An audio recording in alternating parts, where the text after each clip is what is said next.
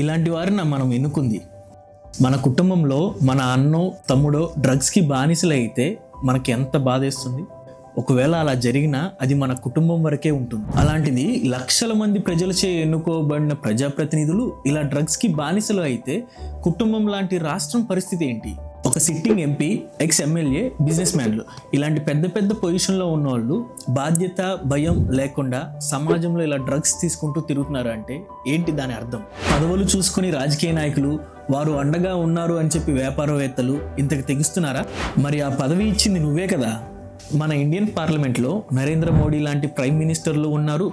ప్రజల సమస్యలను వినూత్నంగా రైస్ చేయగలిగే రాఘవ్ చెడ్డా లాంటి ఎంపీలు ఉన్నారు.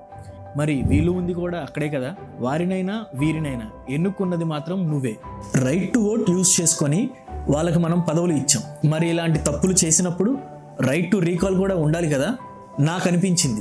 మరి నీ సంగతి ఏంటి? నీకు అలానే అనిపిస్తే కామెంట్ చేసి ఇది ఒక 10 మందికి తెలిసేలాగా షేర్ చెయ్యి. మీ ఫెయిర్ అండ్ ఫియరీ.